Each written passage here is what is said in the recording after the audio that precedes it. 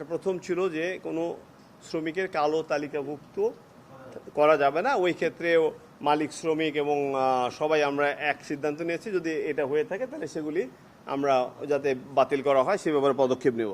তো দ্বিতীয়ত, পুরুষ মহিলা শ্রমিকের মধ্যে কোনো বৈষম্য থাকবে না, যোগ্যতার ভিত্তিতে আমরা নিয়োগ দিব।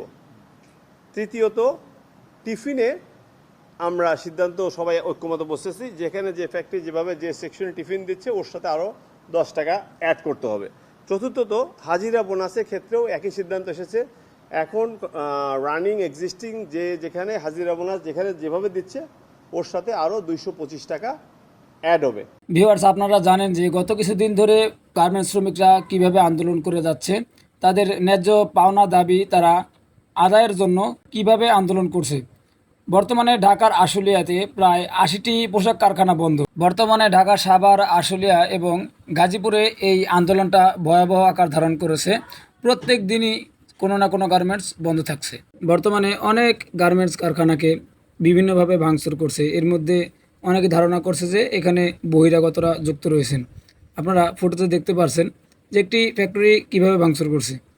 গার্মেন্টস শ্রমিকদের দাবির মধ্যে কয়েকটি দাবি বিজিএমই মেনে নিয়েছে, আপনারা একটু দেখেন। আমরা আশুলিয়ার মালিক এবং আমাদের শ্রমিকরা মিলে একটা সমাধানে আসতে পেরেছি।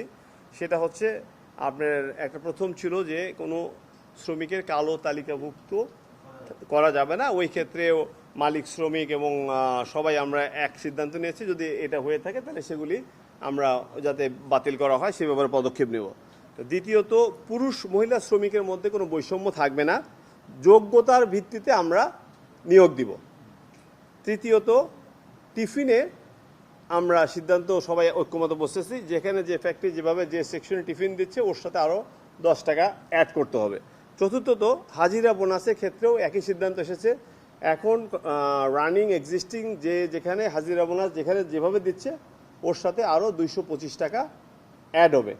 ভিউয়ার্স, আপনারা দেখতে পেলেন যে বিজিএমএ থেকে বলেছে কোনো শ্রমিকের কালো তালিকাভুক্ত করব না এবং তারা টিফিনের সঙ্গে আরও 10 টাকা অ্যাড করবে এবং কোনো ছেলেমেয়ের বৈষম্য থাকবে না, তারা যোগ্যতার ভিত্তিতে চাকরি দিবে। এখন কথা হচ্ছে যে আদৌ কি তারা কোনো গার্মেন্টসে ছেলে নিয়োগ দিয়েছে? যাই হোক, এবং আরও একটা তারা সিদ্ধান্ত নিয়েছে যে এখন বর্তমানে যে গার্মেন্টসে যত টাকা হাজিরা বোনাস দেওয়া হচ্ছে সেখানে আরও 225 টাকা তারা অ্যাড করবে। তো এই বিষয়গুলো আপনি কিভাবে নিয়েছেন, কতটুকু ভালো লেগেছে অবশ্যই কমেন্ট বক্সে জানাবেন এবং চ্যানেলটিকে সাবস্ক্রাইব করতে ভুলবেন না। ভালো থাকবেন, সুস্থ থাকবেন। আল্লাহ হাফেজ।